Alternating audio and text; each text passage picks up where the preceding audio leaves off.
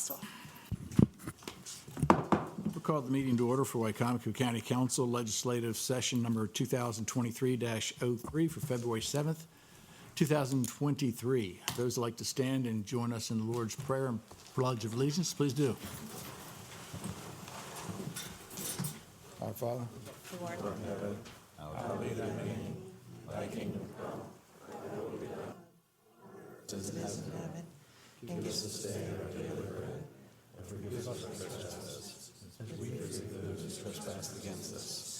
And lead us not into temptation, but deliver us from evil. For thine is the kingdom, the power, and the glory forever.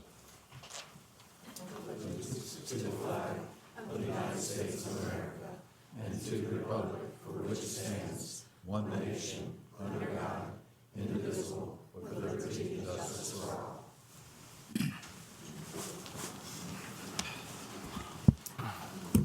entertain a motion from council to approve the consent agenda. So move. Second. Second. Any corrections? Seeing none, all those in favor say aye. Aye. Aye, opposed? No, The consent agenda has been approved. it was yours.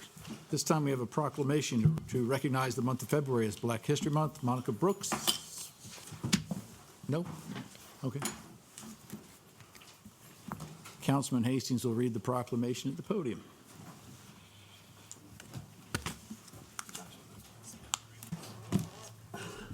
So you're representing the NAACP? Yes, In place of Monica? yes. Okay. First Vice President. Sam Henry. Nice, Sam.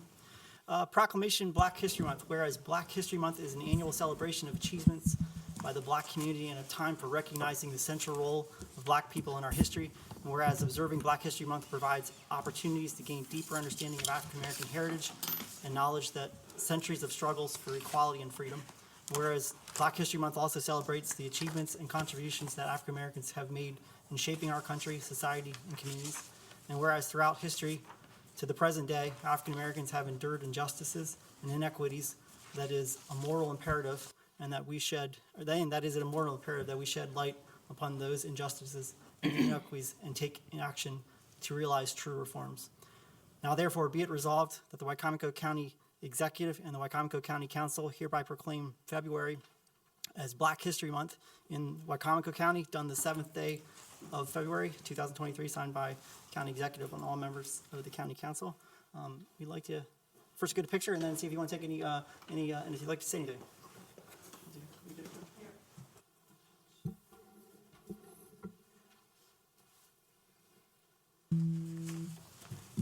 Sorry.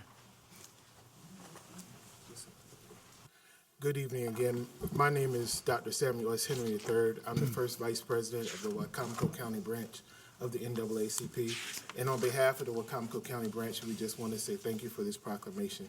And I'm looking forward to being an active participant in these meetings going forward. Thank you very much.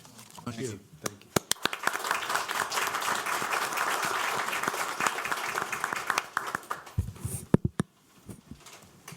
Good evening, Ms. Hurley. Good evening, Mr. President, council members, ladies and gentlemen.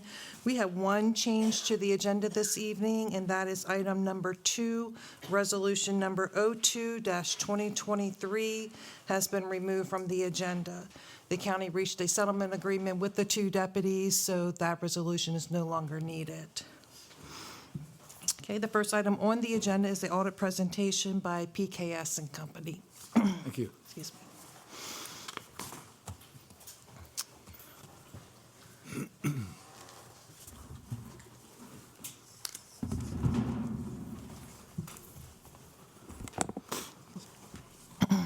Okay. Good evening. If you could, from left to right, just state your name and your position for the audience. Thanks. Absolutely. Ashley Stern, I'm a partner with PKS and Company. I'm Mike Klegger, also a partner with PKS and Company. I'm Ryan Taylor. I'm a supervisor with PKS and Company. Okay. Appreciate you being here. Yeah, Thank you. very much. Good evening, everyone. Our purpose this evening is to present the audit results for the fiscal year ended June 30th, 2022, mention some of the key highlights for you, and also answer any questions you may have for us today. But you should have received today a copy of the bound financial statements. That's the large package. It's about 140 pages, and we will not go through that entirely tonight, but we will cover some of the highlights. And then also, there was a handout with the graphs and some financial highlights as well. I'd like to begin with the audit report itself, which is on pages 1 through 4 of the bound financial statements. For those of you who have seen or read audit reports in the past, you will notice that this year's audit report is significantly different than last year's. The Auditing Standards Board has completely overhauled the report and also expanded it to 4 pages rather than about 3, I think, in the previous year. The intention of that was to make the users of the audit to understand the audit process better, including auditors' responsibilities as well as management's responsibilities for the financial statements. I'm happy to report that our opinion on Wycomico County's financial statements for the year ended June 30th, 2022 is what's called unmodified. And this means that the financial statements are presented fairly, the financial position of the county in accordance with generally accepted accounting principles. And this is often referred to as a clean audit report, and it's the highest level of assurance that we can provide as auditors. The remainder of the audit report covers management's responsibilities and auditors' responsibilities for the financial statements. Our responsibilities as auditors is to gather evidence, perform audit procedures, and then answer, and to determine that the financial statements are free of any material misstatements.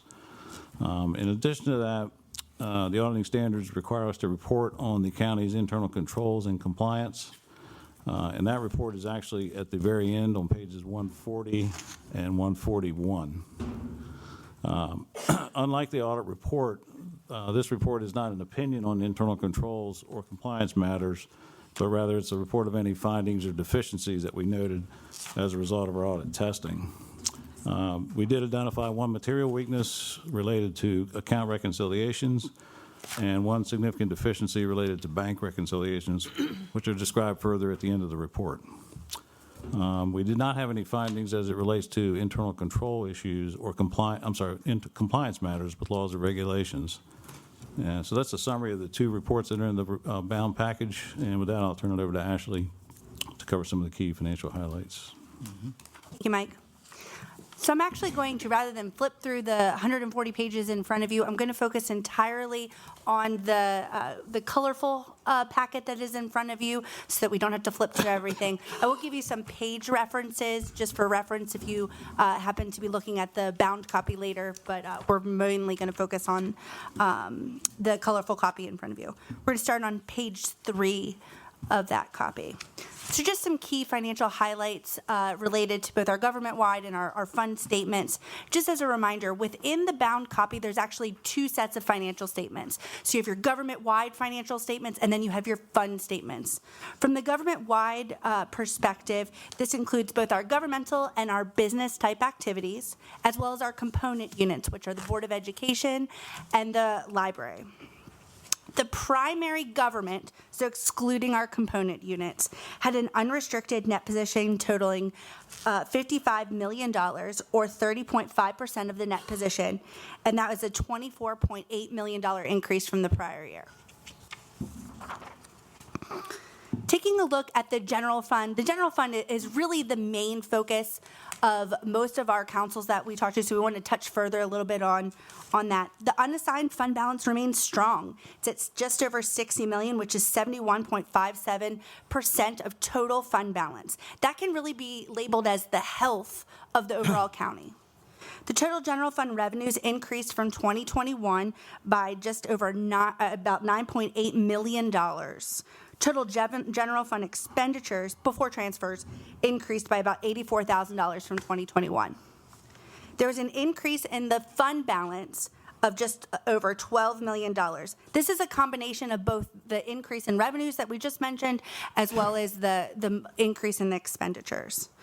Just for a note, the GFOA, which is kind of the governing body of local governments, recommends that at minimum, there be 60 to 90 days of expenditures in your fund balance, so in your unassigned fund balance. I went ahead and calculated that for the county, and we're at about 156 days. But again, that GFOA recommendation is the minimum that we would want to see. Budget to actual revenues can be found starting on page 115.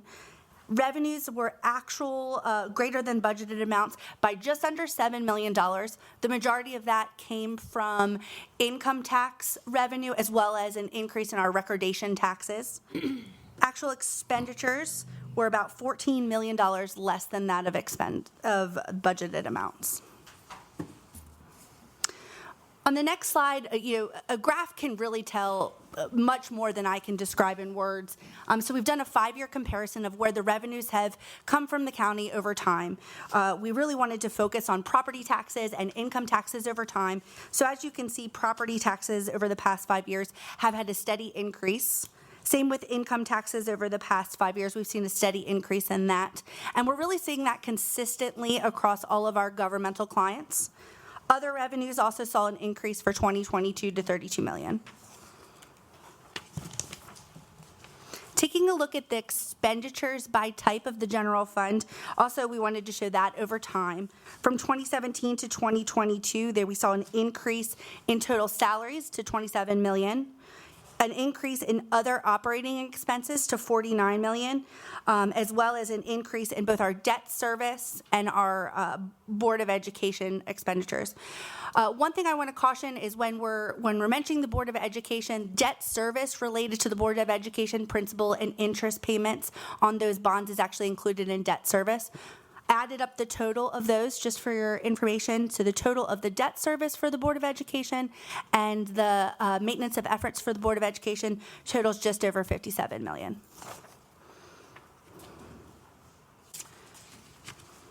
As I mentioned, the fund balance or the equity of the general fund can truly be seen as the health over time of the county. So we always look at this trend to kind of see where the county is going. If we're seeing a massive decline in our fund balance, that could be indications of some sustainability issues. But over time, we're really seeing an increase in the fund balance of the county, which is showing a strong financial position.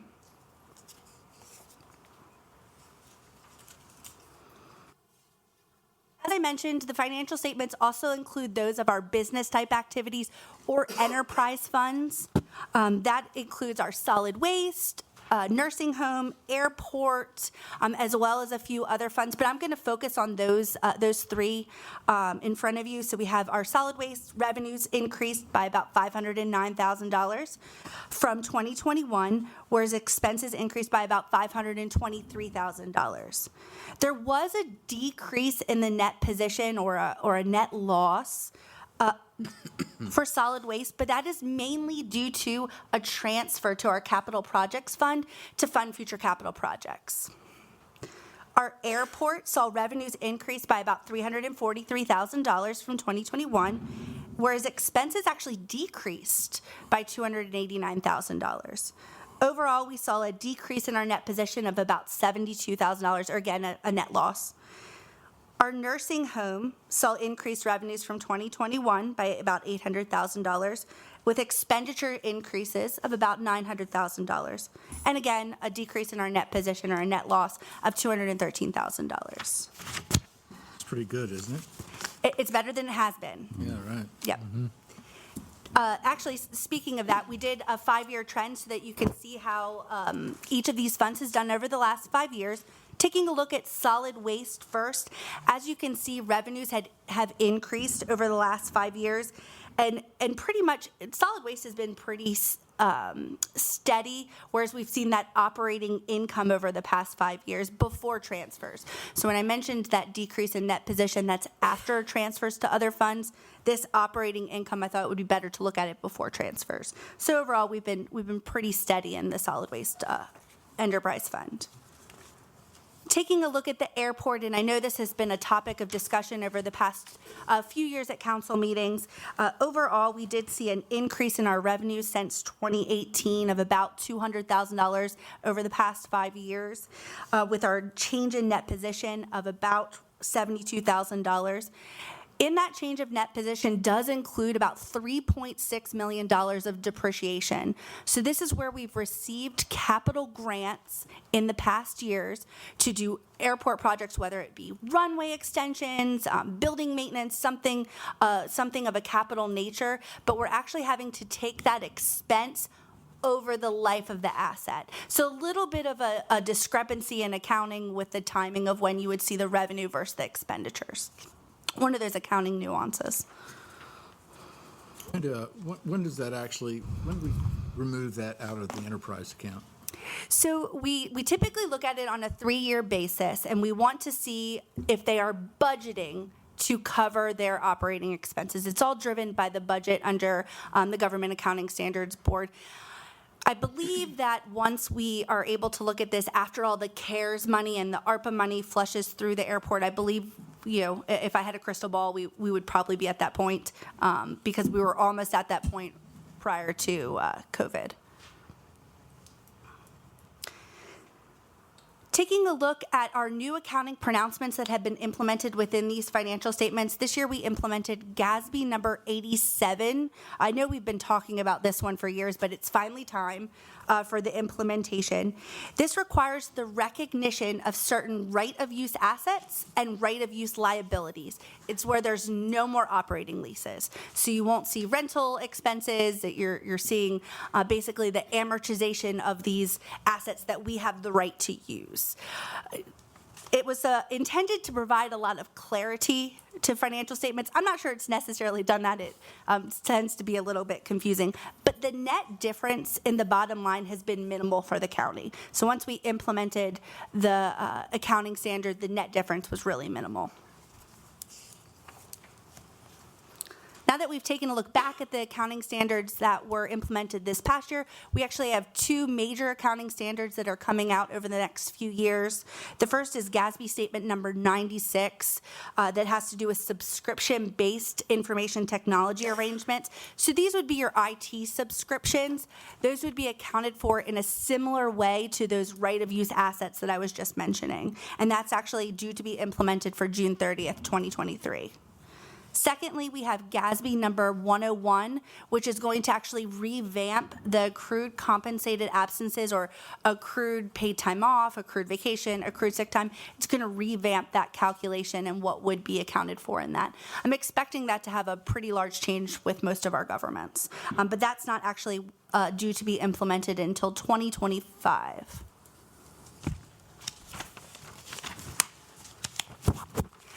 Now, in front of you also have a smaller packet, the skinnier bound packet. That's our required communications, our auditor communications. It does include 2 letters.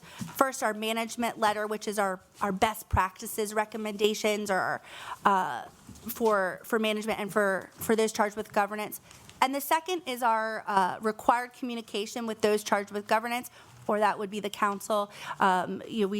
It's pretty much a lot of a standard accounting language. We didn't have any significant disagreements during our audit. We agreed with all the estimate within the financial statements. We didn't identify any non-compliance that would need to be reported or no other issues that would need to be reported in relation to other matters. So now that I've rambled on about some financial figures, does anybody have any questions?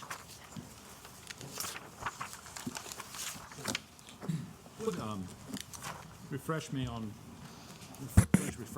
what the reserve fund was. Is it 50-some million, 60 million? 55. The fund balance? Fund balance, yeah. And our reserve fund. That includes our operating money plus our reserve fund, correct? All Correct. together. Correct. So total fund balance, which would be the operating and the reserve, is 84 million. 84. Of that, 60 is that unassigned fund balance I was mentioning.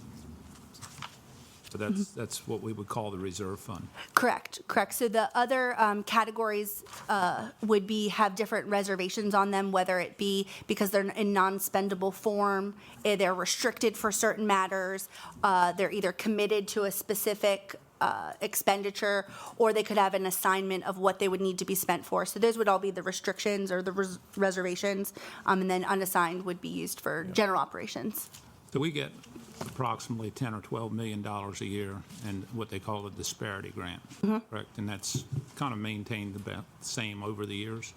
It has. Yeah, it's been consistent, yeah. Yeah. So where would the county be if we went back 6 years or 8 years and took that away? Would we be broke? I would need a really large calculator, but The states give us, 60 or so million dollars in the past 6 years, 70 million. So if you took that away, where would we be? Break even, I guess, from an Yeah. unassigned fund balance. I mean, as far as the other categories she was mentioning, they're kind of detailed on page 40, kind of those other categories. But, yeah, in your question there, I guess it would eliminate your unassigned fund balance roughly, if it's roughly, because that's where we're at currently, about 60 million. Okay. Yeah. So we're just banking money from the state. The state gives us free money from other people's taxpayer dollars from across the rest of the state. We're just taking it and Well, some sticking it portion in of the it, account. correct, correct. Section in referencing significant risk, et cetera. Are you finding that that's pretty much something that you're seeing across the board in other industries as well, whereas short-staffed, post-COVID, things of that nature? The significant risk paragraph is actually a new paragraph for this year where we're required to identify or put into writing what our significant risks are. We've always had to identify those risks. They're pretty comparative to what we're seeing other governments have. It's revenue recognition, journal entries, of course, are a risk, as well as miscoding of accounts with a budget-driven finance function. So we really are seeing that across really across all industries in the past couple years, but it is new to the letter.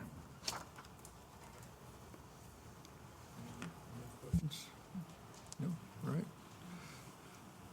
Thank you so much. We really do appreciate you having us here, and if you have any questions after the fact, please feel free to reach out.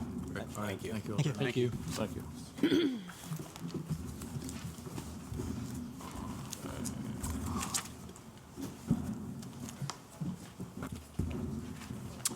Okay, next on the agenda is Resolution Number 14-2023. This is to authorize a supplemental appropriation from contingency to the Collective Bargaining Administration for $84,500, and to remove the workers' compensation settlement offset from the calculated accidental disability payment for 2 retired deputies beginning March 2023.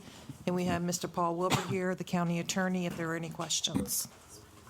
Can a motion from council to approve Resolution 14-2023? So moved. Second. Second. Any questions?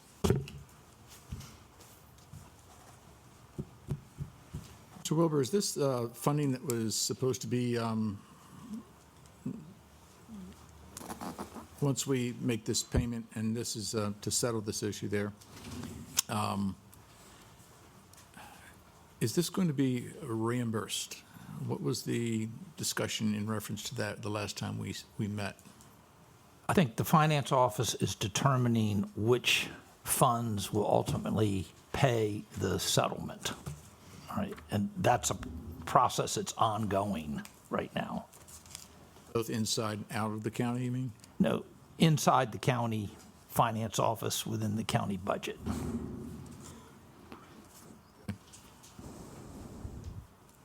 Is there a timeline? Do we know when they're going to be paid? Yep.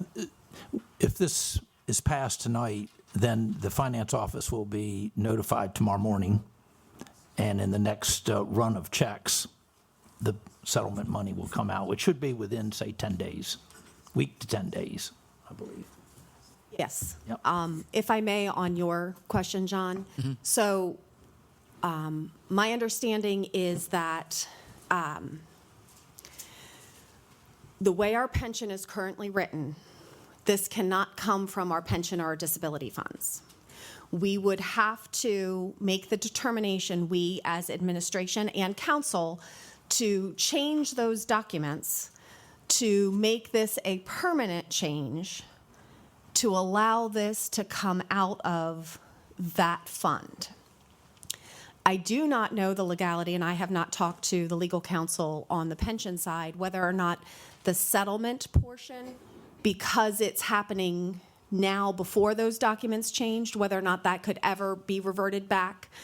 But the future payments that are in the settlement, that is the amount that has been netted off, I believe those would be allowed to come out of that fund in the future if we make those changes. But again, that is a process that would have to be done by council and administration to change all of those documents, and it's not, we would not be back on the next meeting in February to make those changes. It's a process. So the reason why the amount that we have is more than the settlement is that finance put in the payments for the remainder of the fiscal year out of the general fund to be sure that we had sufficient funds to pay that payment for the next 5 months. Right. Because if we don't get the documents changed, I need a funding mechanism, and the funding mechanism is this budget amendment. Okay. Any other questions? Seeing none, all those in favor of Resolution 14-2023, say aye. Aye. Opposed? Motion's carried, resolution passes. Thank you. Thank you. Okay, next for your consideration is Resolution Number 15-2023. This is to designate Donna Pierce O'Hara as the Retirement Plan Administrator pursuant to Article 9 of the Retirement Plan for Employees of Wacomico County and the Board of Education of Wacomico County. And we have Mr. Bunky Luffman here, Director of Administration, if there are any questions. Entertain a motion to approve Resolution 15-2023. Motion? Got a motion? Second? Second. Motion second. Discussion. Any questions for Mr. Luffman? All those in favor of Resolution 15-2023, say aye. Aye. Opposed? Motion's carried, resolution passes. Okay, next is Resolution Number 16-2023. This is to change the resident agent registered with the State Department of Assessment and Taxation from John D. Pasoda to Thomas G. Luffman, Jr., Director of Administration. Entertain a motion from council to approve Resolution 16-2023. So move. Second. Second. Any discussion? Seeing none, all those in favor say aye. Aye. Opposed? Motion's carried, resolution passes. Next item for business is Resolution Number 17-2023. This is confirming the reappointment of John R. Monar as Director of the Department of Information Technology. Entertain a motion to approve Resolution 17-2023. So moved. Second. Second. Any discussion? Seeing none, all those in favor say aye. Aye. Opposed? Motion's carried, resolution passes. Okay, next is Resolution Number 18-2023, confirming the reappointment of Jamie Riley as Director of the Wacomico County Local Management Board, also known as the Wacomico Partnership for Families and Children. Entertain a motion to approve Resolution 18-2023. So move. Second. Second. Any discussion? All those in favor say aye. Aye. Opposed? Motion's carried, resolution passes. Next is Resolution Number 19-2023, confirming the reappointment of Lori A. Carter as Director of the Department of Planning, Zoning, and Community Development. Entertain a motion from council to approve Resolution 19-2023. So move. Second. Second. Any discussion? Seeing none, all those in favor say aye. Aye. Opposed? Motion's carried, resolution passes. Next is Resolution Number 20-2023, confirming the reappointment of Paul D. Wilbur as the County Attorney in the law firm of Webb, Cornbrooks, Wilbur, Dowse, Mathers, and Illuminati, LLP, to serve as the county's Department of Law. Entertain a motion to approve Resolution 20-2023. So moved. Second. Second. Any discussion? All those in favor say aye. Aye. Opposed? Motion's carried, resolution passes. Okay, next is Resolution Number 21-2023, confirming the appointment of Christopher B. Davidson as Deputy Director of the Department of Aviation. Entertain a motion to approve Resolution 21-2023. So move. Second. Any discussion? All those in favor say aye. Aye. Opposed? Motion's carried, resolution passes. The next item for consideration is Resolution Number 22-2023. This is to amend the fiscal year '23 fee schedule for recreation, parks, and tourism to include new fees for Harmon Field, and those new fees are listed in Exhibit A attached to the resolution. And I believe Mr. Steve Miller here, Director of Recreation, Parks, and Tourism, is here to answer any questions. In motion to approve Resolution 22-2023. So moved. Second. Second. Any discussion? All those in favor? Aye. Opposed? Motion's carried, resolution passes. Would you like to make any comments, Steve? Because I know you've been working hard. Okay, good. The next item for business is Resolution Number 23-2023. This is to amend the grant award from the Governor's Office of Crime Control and Prevention due to funding limitations to the Police Accountability, Community, and Transparency Grant Program, formerly entitled Edward J. Byrne Memorial Justice Assistance Grant, the amount of $11,500. And you'll see in the agenda packet Resolution Number 151-2022 that approved the grant funding on November the 1st of 2022. That source of grant funding in the resolution has changed changed from the Edward J. Byrne Memorial Justice Assistance Grant to the Police Accountability, Community, and Transparency Grant Program, and this resolution is authorizing that change. Okay. Entertain a motion to approve Resolution 23-2023. The move. Second. Any discussion? Quick. Yes. Is Evening, it- Captain. Thank you. Is this just is this a title change, or what is the? What this is, they're just changing, we were approved from the grant, I was in front of you back in October, you approved the grant before it's accepted. The state has approved it, they're just changing which grant they're going to fund it through. Any other questions? All those in favor of Resolution 23-2023, say aye. Aye. Opposed? Motion's carried, resolution passes. Thank you, Captain. Thank you. Next is Resolution Number 24-2023, authorizing the county executive to accept the Local Assistance and Tribal Consistency Grant Award from the U.S. Department of the Treasury in the amount of $100,000. And we have Pam Olin here, Director of Finance, if there are any questions. Okay, entertain a motion to approve Resolution 24-2023. So moved. Second. Any discussion? Yes, Josh? I just want to ask if you could provide further clarity. So $100,000 coming from a random federal bunch of. We got notified that, hey, you can qualify for $100,000 from a random federal if you fill out this application. And the application is on the same website as we're doing the American Rescue Plan stuff. So it was more of, do you want $100,000 or not? If you want it, please fill out this information by January 31st. There is only one restriction on the funding. We can't use it for lobbying.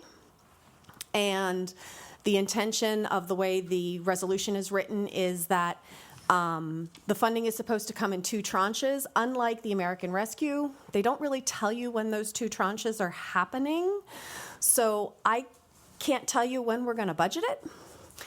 So until we get it in the bank account, we're going to treat it the same way we have treated the American Rescue Funds. When it comes in, it'll be set up in a liability account, and we'll come back to council and specifically ask as to, and notify you and ask you, this is how we would like to spend it. So it'll be set up in a completely separate fund. and So not it's a not, no, it's part of the contingency. general fund. It'll be part of the general fund like American Rescue, but the way we, and the auditors approved this treatment is that until we appropriate it, it does not go in as revenue. So a lot of our grants, the moment we get the cash, we treat it as revenue. The difference between American Rescue and this as well, we're saying that until we have appropriated it, it's not revenue, because we don't want to recognize it in this fiscal year, recognize $100,000, but then have the expense 3 fiscal years from now and forget. We want the timing of the revenue and the expense to be in the same fiscal year. All right. Any other questions? All those in favor, say aye. Aye. Opposed? Motion's carried, resolution passes. Thank you. Thank you.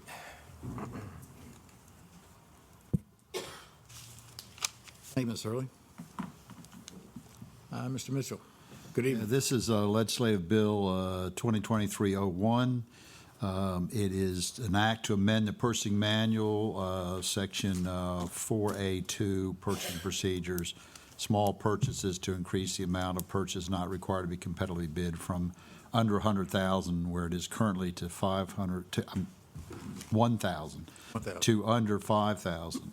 And now for, upon recommendation of County Executive Purchasing Department, Section 1 be enacted or ordained by County Council, City of Maryland Legislative Session Purchasing Manual, Section 4A2, purchasing procedure, small purchases are hereby amended to increase the amount of purchase not required to be competitively bid from under $1,000 to under $5,000 is hereby approved and adopted, and then it'll go through the standard 60 days. This particular bill, if passed, will not be codified in the code so that it can be amended by resolution, bill amendment, or budget amendment.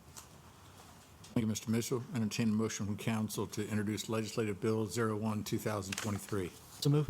Second. Second. Motion is second. Good evening. Sir. If you could state your name for the public, not everybody knows you. Pate Matthews, General Services Supervisor, Wycomico County. Bunky Leffman, Director of Administration for Wycomico County.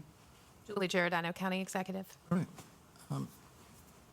Would you like to go, Pete? I usually like to. Well, it's, I think everybody knows with the price of things these days that trying to buy any real supplies or get a minor service done for under $1,000 is not really feasible anymore.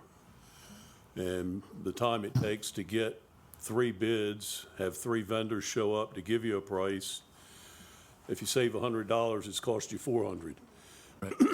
So that's really what this is all about, is being able to do business with not having our hands tied and wasting our time chasing $100 here and there. That's the crux of it. Questions from anybody here? Do you ever have the opportunity where you don't get 3 bids because there's Yes. not 3 people that qualify? Not so much as not 3 people to qualify. Oftentimes I find 3 will show up, but you'll only get quotes from 2. Or 2 will show up and you never hear from the 3rd one. Kind of like job interviews? Yes, sir. Yeah. Sort of like. And what I have found in the last 2 years, some of these vendors get tired of giving you prices because they know you're going to get 3 prices, and no matter how urgent the situation is, it just takes too long to get something done. And we're not talking about a lot of money.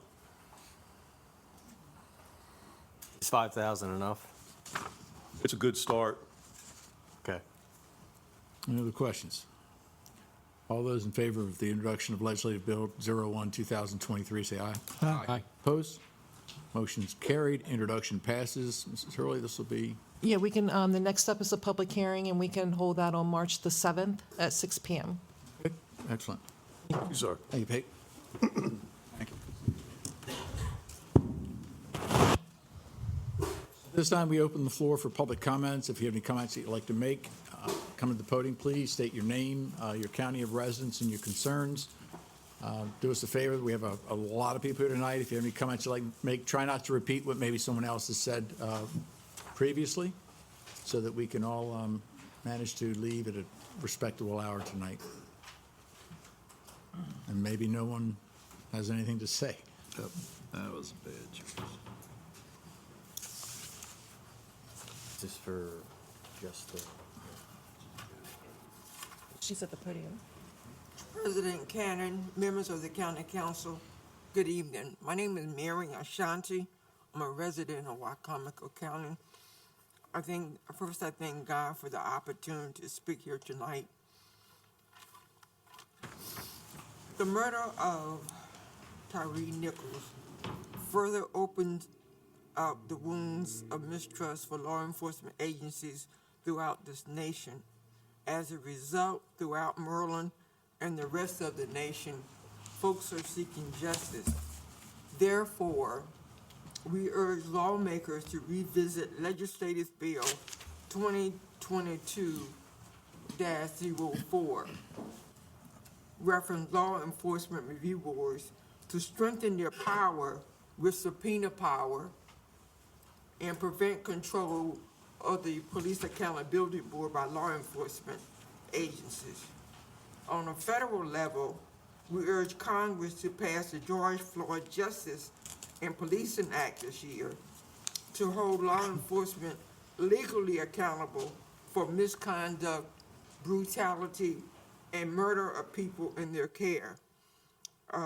Also to improve transparency through data collection and reform police training, policies, and culture. On a local level, we ask the county executive and county council to hold the police accountability accountable for transparency to the public. Have them come to a work session to present their progress. And lastly,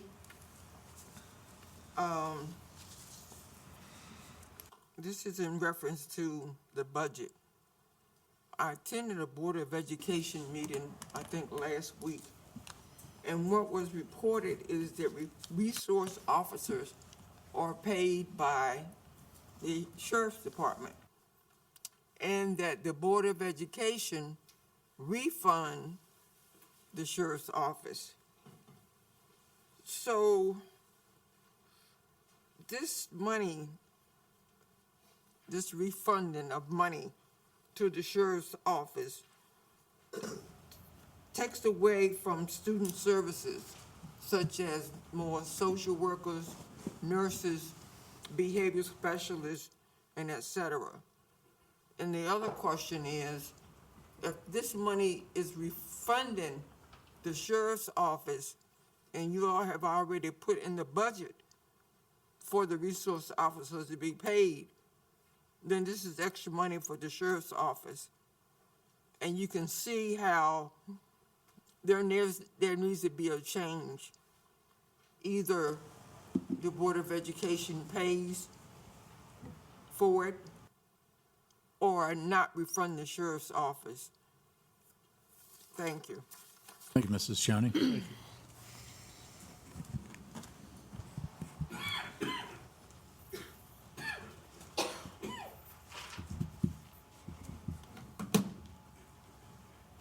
Good evening, Council. My name is Monica Brooks, and I am President of Wycomico County NAACP. And for the sake of time and for John Cannon's comment, I'm not going to repeat but what she said, Mary Ashanti. But what I want to add on to that is that one of the things that the Police Accountability, the Police Accountability Community and Transparency Grant that was discussed on this evening.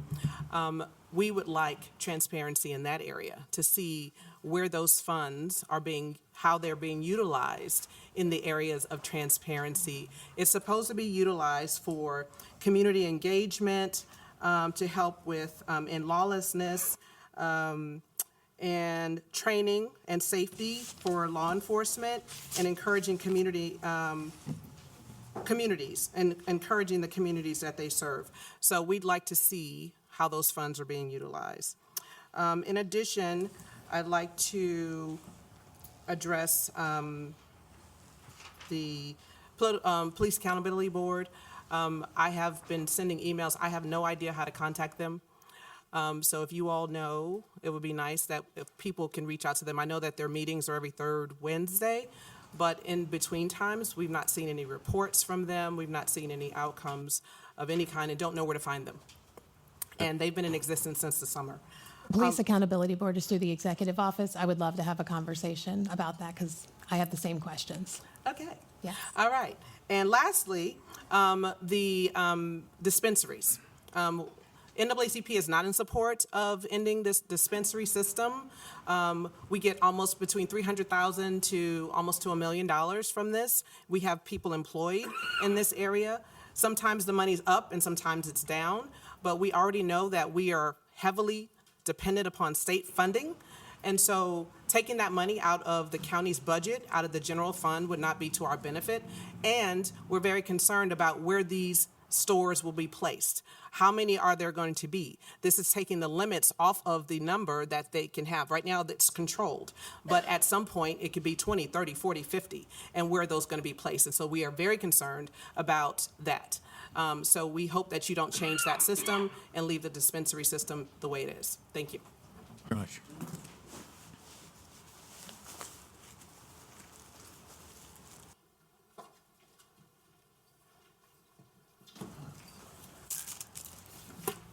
Good evening, everyone. My name is Luke Angelot. I live outside the city limits of Salisbury, but I reside in District 1 of the county, which is why I'm speaking before the council and not the county council, not the city council, Salisbury City Council, on this matter. I'm speaking on behalf of not only my generation, but also on behalf of everyone when I say this. The cost of rent in this county, especially the closer you get to Salisbury, is way too high. I scoured through apartments.com to make sure I wasn't spreading misinformation, and it's true. If you don't have $1,100 to $1,400 to spend on rent every month for a 1 to 2 bedroom, you're out of luck. One must make around $26 an hour to comfortably afford rent around here. Our third and fourth largest employers are Purdue and Walmart. Next to no one working for those companies is making $26 an hour. The fair market rent for a 1-bedroom apartment in this area is $861. That's close to what the Ross Building plans to charge each student per room in one of their 4-bedroom options. That means if their student housing were priced like a regular apartment, depending on the layout, they'd be asking for somewhere between $3,316 and $3,716 per month. The fair market rate for a 4-bedroom apartment in this area is $1,635. Thanks in part to the outlandish rent costs in this area, I'm willing to bet that a large portion of the people currently residing in the student housing offered in this area, such as the Flats, the Gathering, University Orchard, etc., aren't even students. They're just people trying to save money on housing, which is essential for survival. I ask this council to please act, as we cannot continue to choose profits over people. I know many people my age who plan to leave this area simply because the cost of rent does not equate to the lifestyle offered in this area. Thank you for your time. Thank you very much. Thank you.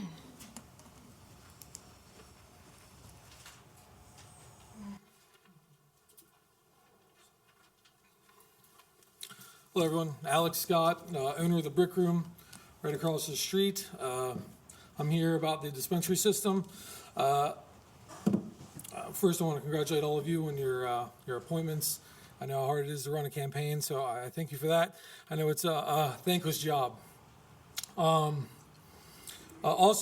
congratulations on the health of the county we just heard about. It's glad to know that we're doing so well. And if you look around the room, you'll see quite a few business owners, restaurateurs. I'm sure many of you know them and frequent them. And I'm sure a lot of you appreciate the tax benefits and the revenues that we all support, or that we all supply you. I think that, like any other business in Wycomico County, we want the ability to get our product from a distributor like anyone else. I think it's long past due, and I think everyone here agrees. Now, it is worth noting the disparity grant that Joe, that you brought up. I understand, we're a county that doesn't do well, but it's because we have a lot of business owners and entrepreneurs that see how we run, and I think that they shy away from coming here. And I think that that's worth noting, that if we no longer will want to need the disparity grant, that we need to make steps into enticing more business owners to come here and do business. How we get our revenue right now, it matters. And the way that we're currently doing it is borderline theft. It's double taxation on a lot of the work that we all do. Allowing us to access the free market like anyone else is really going to help struggling businesses. It's going to encourage more to come here. And I think if you look at all the counties that surround us, if they're doing it, there must be a reason, and I think it's time that we follow suit. So thank you.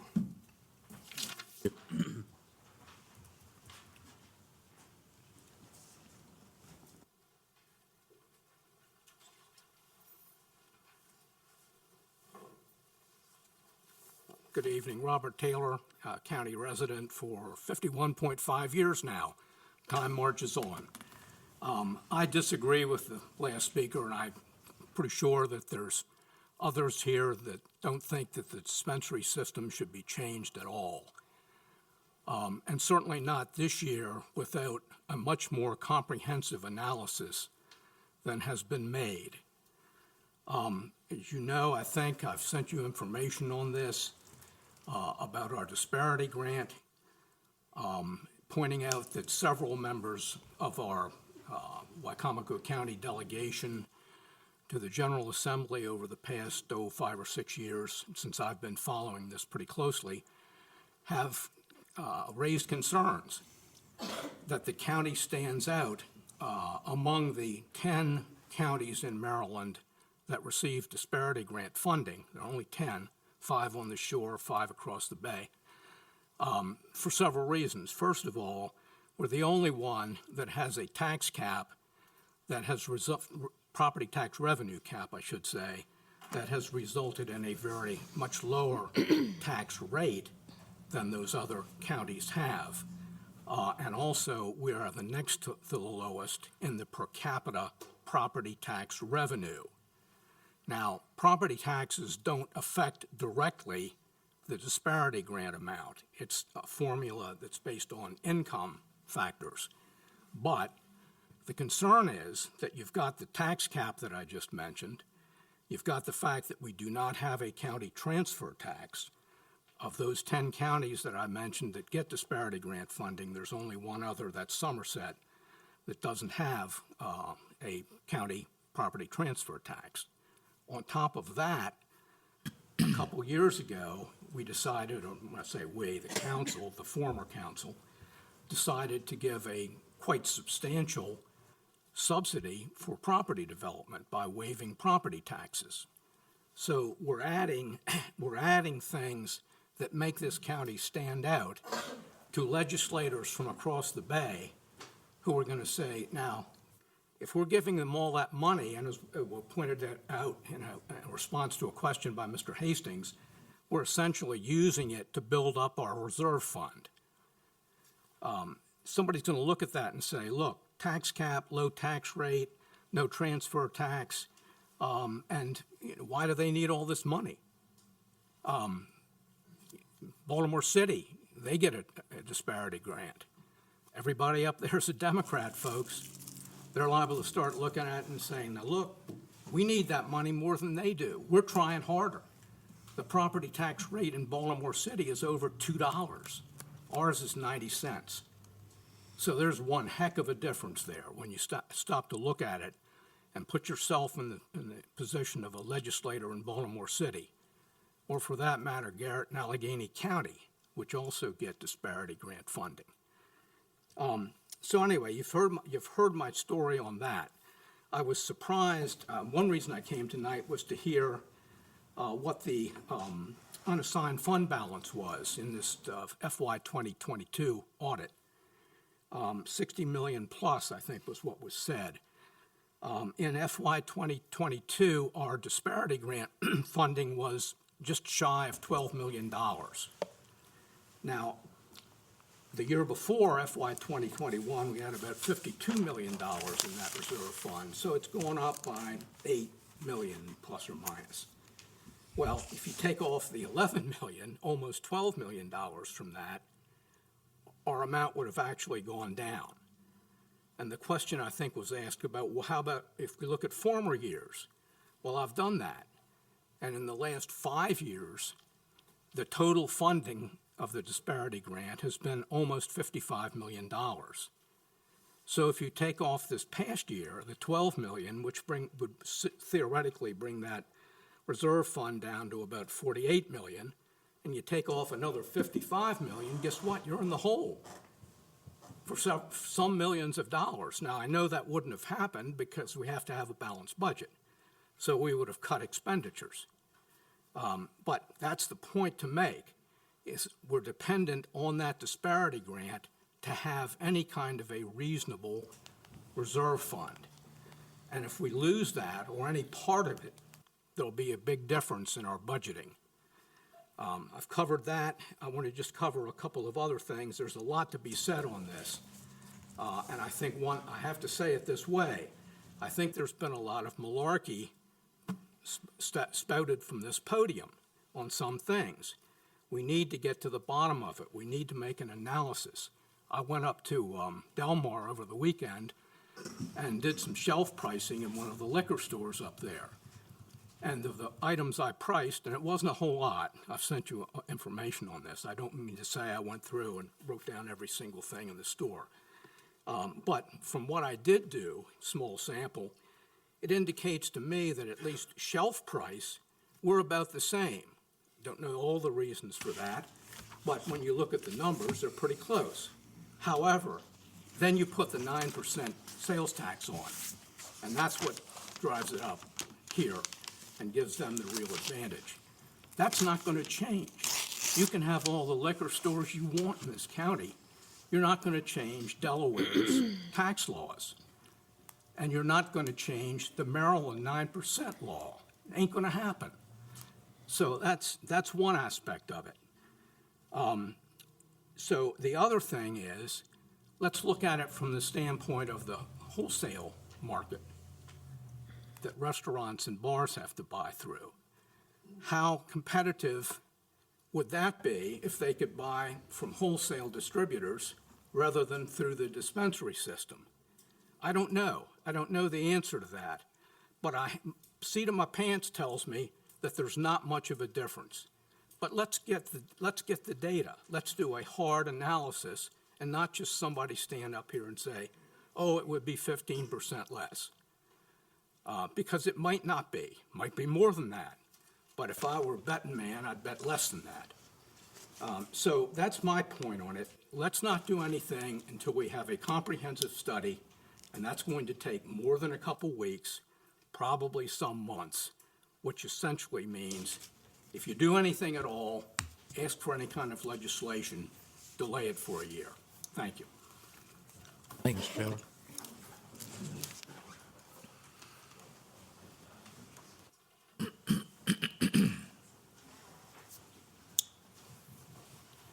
Hello, I just want to make a comment in favor of the Sunday hunting.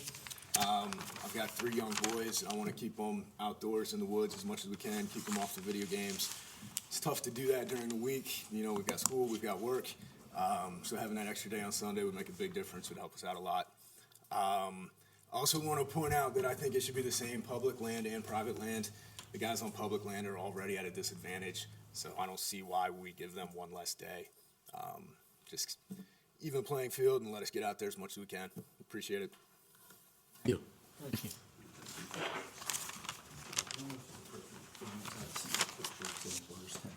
Okay.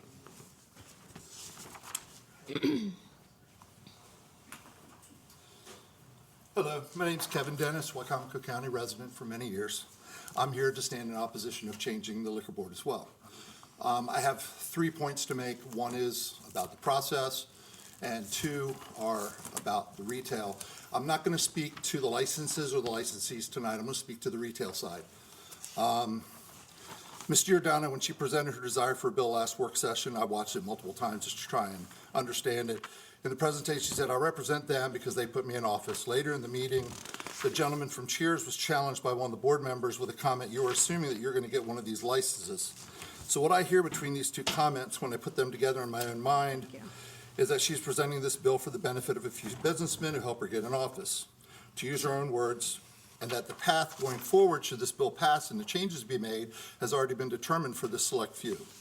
She doesn't appear to be paying attention to the rest of the constituents who voted to help her put in office. In this particular situation, it took many more votes than a handful of well-to-do businessmen to get her in office. I was one of those who helped put her and some of you guys in office as well. My next point involves being a consumer and a collector of whiskey. I've been collecting whiskey for the better part of 9 years now, and for the last 10 to 12 years, bourbons and tequilas, among others, have become very popular to collect.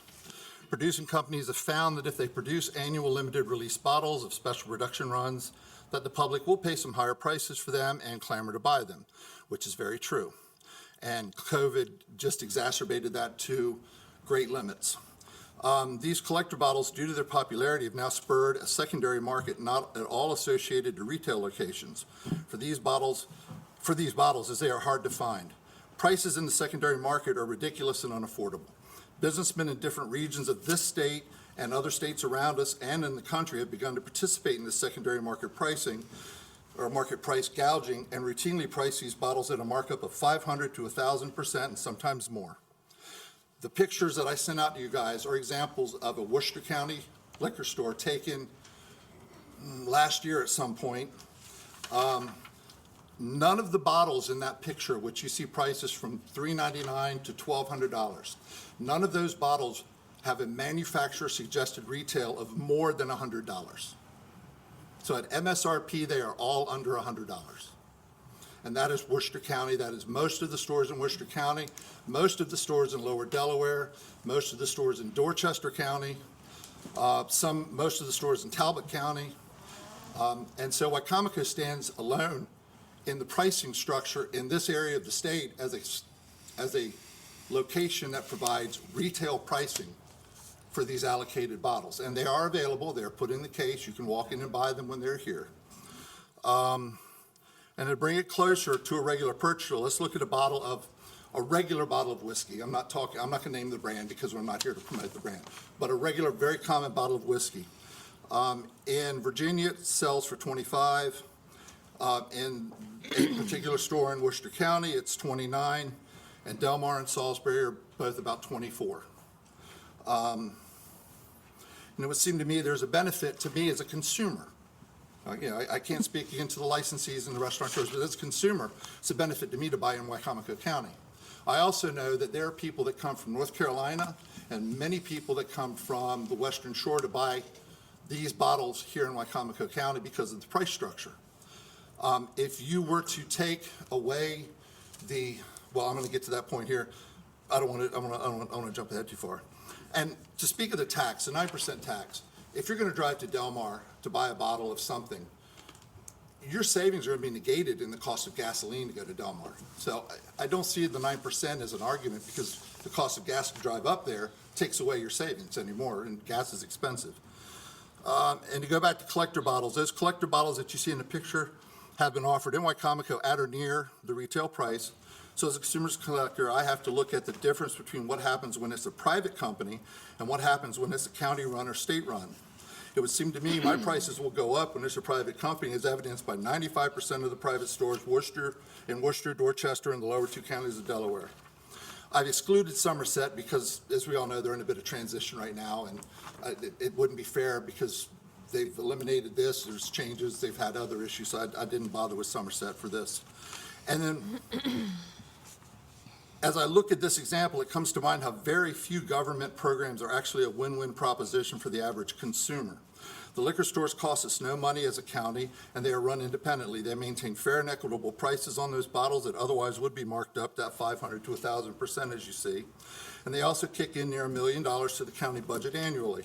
And the way I look at it, $1 million is still a lot of money to just walk away from as a county. And I bet if we took those funds and earmarked them from the liquor system to community projects, $1 million would be a substantial amount to fund open-air projects and playgrounds for neighborhoods that might need safe areas for children to play in. Might be worth considering. I mean, if we don't need it, quote unquote, let's use it for the good of the community and still utilize it to better our communities. A lot of neighborhoods could use playgrounds and open-air spaces. A lot of improvement to the community could be done on $1 million annually, give or take. I realize sometimes it's just. My third and final point is this. As evidenced by the state of Virginia, where the entire state is run with a central liquor commission and all the stores are state-run, they are able to maximize their purchasing cost savings by buying in large quantities and warehousing because they're supplying the entire state. It would seem to me that rather than coming at the liquor board system as an adversary and trying to diminish their role in the purchasing of liquor for the county, they should have tried to work with the liquor board to leverage the single greatest power we harness as an entire county, and that is single-point purchasing. Volume purchases can be negotiated with the liquor suppliers at larger case amounts that restaurants and other people can't warehouse because they can't. There's liquor laws are now, you have to buy it and store it on premises. Well, I don't know too many restaurants that are going to buy 25 cases of a particular liquor to get the better price. So There is no logical way that someone who runs a restaurant could get a better price for a single case that you couldn't get by leveraging your purchasing with a volume purchasing. The logic behind this proposed bill fails me. It potentially punishes the county consumers. It removes $1 million from the county budget and will cost jobs, all because a few businessmen wanted a bigger piece of the pie. I find this motivation a tad shameful. Ordinarily, I'd be all for getting the government out of the way, but this is one situation where the government participation benefits everyone in the county, everyone, through the revenues, through the costs, and not just a few already well-established businessmen. Thank you for your time. Thank you, Mr. Dent.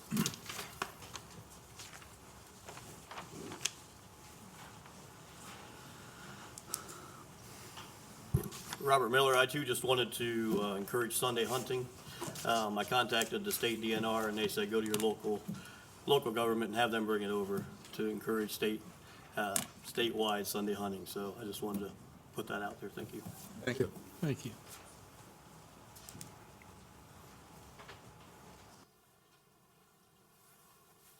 How y'all doing?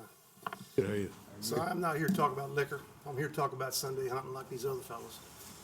We're trying to make it a little bit more easier for people to get out in the woods and hunt and deer hunt on Sunday. It's an antiquated law. It goes all the way back to colonial days. It really doesn't have any business in today. It was only under 13 original colonies. The rest of the country doesn't do that. So we need to, it was also decreed by a king. So we're America. We need to live by American rules. So I think we ought to just let Sunday hunting be a thing. Anyway, that's my 2 cents on it. Mr. President, Yes. can we get the gentleman's name and the gentleman before him that spoke? I'm sorry, the last two gentlemen, if you could state your name for the record for us? It was Robert Miller. And your name, sir? Daniel Nguyen? Okay. Any relation? Hello, my name is Ryan Dye, and this is Logan Dye.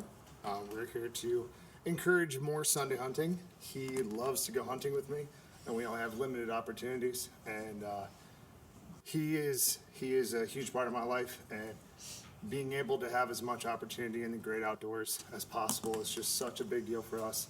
In the summertime, don't touch. The summertime, we're fishing all the time. We're out on the boat. We're having a great time. And in the wintertime, I have to tell him, no, we can't go today.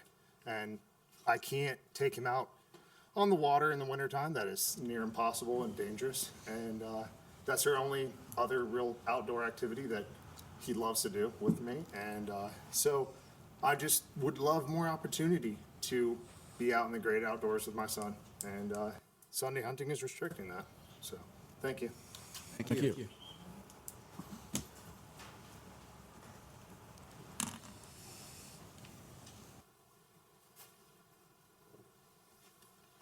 I'm Kerry Lewis, Wicomico County resident here in Wicomico County. I have a business, and I am definitely for the Sunday hunt. I really think it will be a good thing. These gentlemen that's just come up here and talked about it, they think it will be good. I think it would be great. I got a grandson, I got grandkids and stuff. We got Worcester County, Somerset County, other municipal counties and stuff has got it. And I think it would just be a great impact to the residents here of Wicomico County to have that Sunday hunt. I think it would be great. So I think it might be something for you all to consider. Thank you. Thank you. Thank you. Thank you, Mr. Lewis.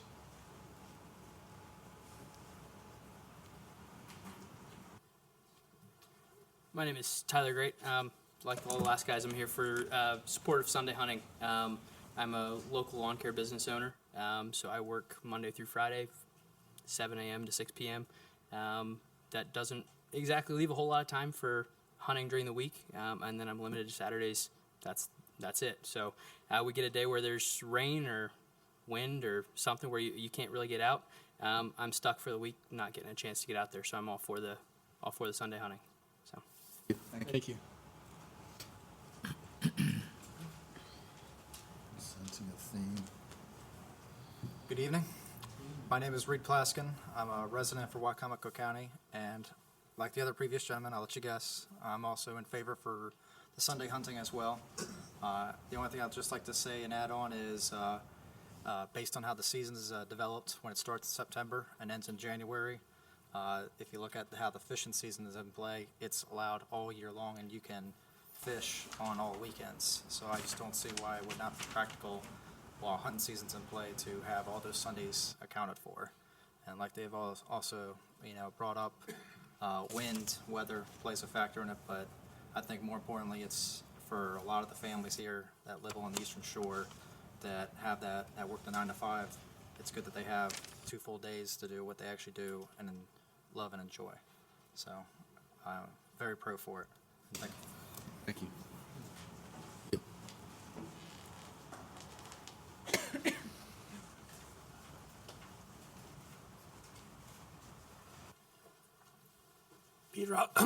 Pete Roskovich, Adams Tap House. I'm actually here for Sunday hunting as well, and I agree with the guys. And the one man made a great point that not allowing Sunday hunts adequated, and so is the dispensary system as we have it today.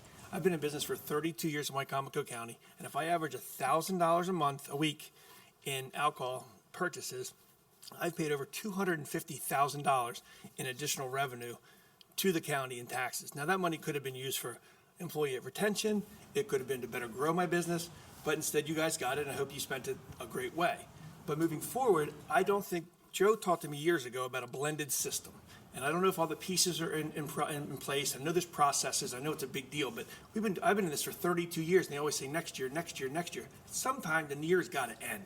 It's got to stop. We got to make a decision. We got to move forward. But Joe had a great point. He goes, let's not get rid of the dispensary system. If you want to buy a case of Fireball from your distributor, go ahead. But if you want to buy a case of Wolf or Bourbon from the dispensary, go ahead. I went through with my manager today, and we went through products we would never buy from a distributor. We'd still buy Glenlivet and small batch stuff, always from the dispensary, if they keep it as a blended system. And competition is not a bad thing. Right now, Glenn has to buy from the county and try to resell it. So that's not helping the county. That's more money. Now, it could be a convenience, but Glenn's buying a bottle for 10, and the county's buying theirs at $8.50. Now, Glenn's got to sell his for 12. So he's not helping anybody in the county. It's actually a convenience, but it's costing the county people more money than it would if you could buy directly from a distributor. And I mean, we haven't even talked about how we maybe lower our prices. And the man said, oh, if you buy in volume, you get a deal. We don't get a deal, we get a volume. We only get 15% off on one bottle. And if we buy 1.5, which is a gallon and a half, we don't get any discount. So we're not getting a discount. So, I mean, it may be like, you're not saving any money, but my guy gets off work and then he has to put a liquor and then he drives to the dispensary, twice a week. So he's driving 20 minutes costs about gas. He does it, and then he has to put the order in. It's not convenient. My wine rep comes in every week. He could do my order, do my liquor order, and my stuff gets delivered. Saves us money, saves us time, and we move forward, and we have a better product for everybody. If Mike Vazzari got a business, I'm sure he'd merchandise the product great, and he'd work really hard to promote it because he's in business. And I'm not saying get rid of the dispensary. Those guys can work just as hard and make fair competition. Fair competition against Glenn, fair competition against Mike. It's capitalism, free market. Let's keep the blended system like Joe suggested, and I think we move forward. Thank you.